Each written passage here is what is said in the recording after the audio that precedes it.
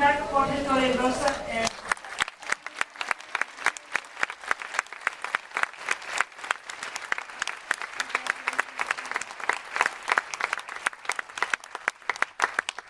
So one of the questions I think would be interesting to start with, it's great having you both, is you mentioned that this was an adaptation of a novel. And it seems very, very complex. And if you can talk a bit about how you worked together to get the script. Okay. It's based on a novel called The End, which was it was a critical and best-selling book in Spain a few years ago. And when Fernando Bobadilla from Mock Films called me to turn it into a movie, my first reaction was, I mean, it seemed like a great adventure, a candy for a filmmaker, because it served a lot of opportunities for great filmmaking, both visually and dramatically, but it posed a lot of fear, obviously, because there was a great challenge. The book is very, very, very open. It has some of the seeds of the combination of genres that are in the film, a start that is all about characters who meet up after 20 years and serving all those dramatic possibilities. And then it turned into this very abstract path, sort of almost a road movie, and we had to, then what I was telling you before, Sergio's name came up. We had both went to film school at New York University School of the Arts, not at the same time. We met later on in Spain. He had already written a very successful film in Spain and internationally, The Orphanage, whose director is here today. And I talked to him because I was completely baffled. I wanted to do it, and I was scared shitless about the possibility of doing it. And then, you know, both with Fernando and with him, we started talking about things that I was excited about in the book. We talked about existentialism. We talked about Michelangelo Antonioni, whose films I love, and it was a process, an interesting process, and Sergio's going to take you with this. Great, thank you. With us, the big problem was the novel is completely open-ended, and we had to figure out something. We knew that it would be disappointing not to have some kind of explanation. And of course, you cannot give a physical explanation to why people disappear, so we decided to go for something existential and like humanist. And suddenly, I thought there's when you reach a certain age, there's nothing more terrifying than realizing that parts of your life disappear completely. And it's like you end a relationship, and that part of your life goes away. And your family breaks up, and that goes away. And it's like, it's almost, the film, I think it's almost about all the time we waste from the minute that the clock stops at 12:20 until we realize that the only way to avoid the ending is to get a new beginning. And that sort of gave us something to hold on to. And that was what helped us structure the film. And we knew it was going to be a risky bet because it's like, it's not probably the easiest way to make a film, and we knew we were taking risks, and I came to this idea with Jorge and Fernando, and they were both fine with it. So let's do it. One of the things that we had to decide for ourselves, even if the answer is not in the film, it was why these people came to this meeting, which is obviously a bad idea from the beginning. And then why do they disappear, and why those who don't disappear? And of course we came up with all sorts of theories. But in the last, I mean the movie, for a long time talked how it basically dealt with what is to lose the people around you in whose eyes you see your reflection, and you make up who you are through their vision.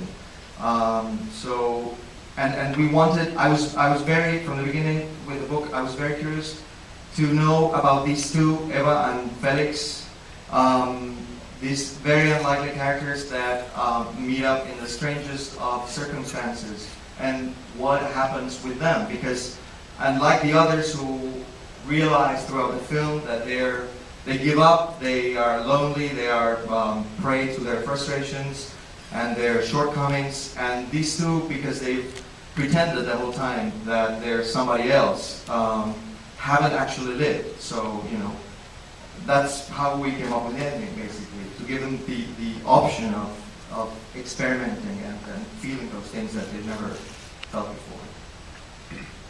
Thank you very much. No, it just seems like, doesn't seem like the first feature to me, you know? It's just so big and wonderfully executed. So I do want to take some questions from the audience. I'm just going to move here so I can actually see.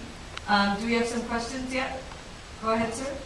Right, so he's asking that a lot of time in apocalyptic films, the characters lean on religion, and how hard was it to resist that temptation? Well, actually, they do succumb. I mean, they go in a church at the end. But we wanted to avoid, and this was we were very conscious about this from the beginning.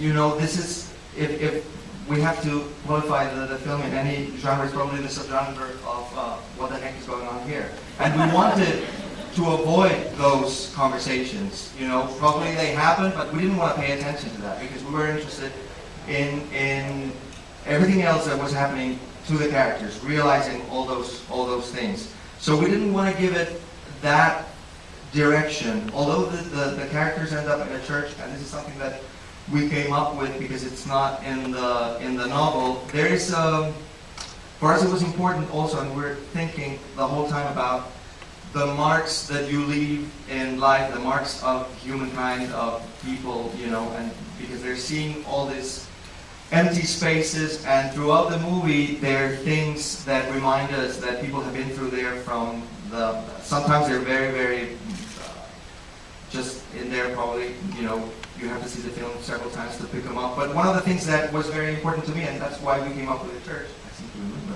was the fact that the relics. There's when they're in the church, there's this relics, mummified. Sometimes in Spain they have these things, you know, in churches, like old saints and things like that. And the how she's thinking about death with those remains there, and that's why they ended up in the church. And the character of Maribel, of course, has decided, as we've seen in the scene before, that she wants to give up. She's not interested in this anymore. This is a nightmare that she wants to get out of.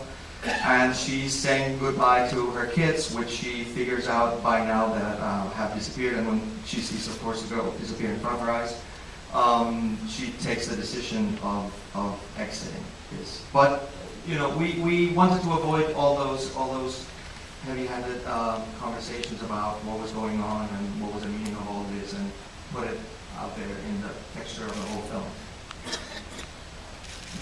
Thanks, Jorge. Do you have more questions from the audience?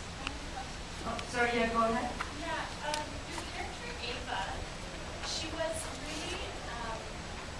surprisingly multidimensional for someone who was supposed to be an escort. She was a prostitute, and rarely is that character represented with, you know, as much agency and intelligence as she had. So I'm wondering what you were thinking when you were developing that character, and what you wanted to be represented with her. Yeah. So she's asking about the character of Ava, how multidimensional she was portrayed when she was supposed to be an escort, and how you dealt with that. Because basically Eva is a vehicle for the audience to add up all this information about the characters, and we wanted to make her very different to the rest of the group. We wanted to make her very perceptive, and we figured out and we decided that because she's alone, which she says, you know, at one point in the film, and that's the reason that, you know, she's stuck out. Also, when she has that scene of talking about the dog of Sarah, and Sarah asks her, "What are you thinking about?" You know, she has nothing to think about. We decided that she had a very tough life, and she was very, very perceptive. And she's, you know, we built the character from that. There were other things that we gave her that eventually we decided it were a bit too much, you know, like we were making her too experienced and too wise, world-wise, and eventually it was needed, and this was something that we talked about during the development of the script, that she had to be vulnerable and you know, she would reach that breakdown that she has with Sarah, especially when Sarah disappears. That's when Felix realizes that this is not somebody who's just with them because she's ended up with them, but she's developed emotional relationships with these people. You know, she has feelings, and that's all of a sudden she changes in his eyes. And that was basically the idea behind the film. I don't know if you can basically, the idea was to make a mirror image of Felix. They're both people who've always lived their lives. They've been very lonely, and they've always done the things that other people wanted them to do. So in a way, it's like them meeting in the end. It's almost like forcing each other to look into the mirrors and getting that point of connection, which none of the other characters get in the film. Everybody else is at a point where they're like ready to say goodbye, and these people just need a moment of recognition at each other. That's fine. Yeah, you know, I think that, sorry, okay, get to your question. Go ahead. Right. What do you see for the future of the two main characters? Well, you know, I like open-ended films. And I think that the future of the characters holds whatever you want them to hold, you know. For me, I have my version, but, you know, I'm not going to give it away. It was, I thought about something when you asked me about the religion thing, because we, you know, when you're making a movie so open about apocalypse, I had to find some references that I would both looked up to, and two of them were obviously Hitchcock's The Birds, which you know, is a very abstract movie about this loose moral girl who goes to this little town and all this hell breaks loose with the birds attacking, and has one of the most open-ended ends of all Hollywood classic history. These people, dysfunctional family living in a car with a horizon full of birds that are about to attack any minute now. So we thought about that, and also Picnic at Hanging Rock, Peter Weir's 1970s Australian film about Victorian girls brought up in a very strict boarding school that leave for an excursion to this rock, and they disappear, and you never know why they disappear. You know, and basically the film is about this repressed sensuality in the strict mores of Victorian society in Australia, this wild, natural place full of Aboriginal energy and all these things, and how this collides together. So, you know, it was very clear to us that it had to be open, and there are a lot of things in the film that are hinted at, but not fully explained, because I like films that leave you places to fill up gaps, decide for yourself what is going on and what kind of relationship these people have, and you know, I make films that are like that, so it's up to you. Do you have time for one more? No, we are. We're out of time. Okay, thank you to both of you for being with us.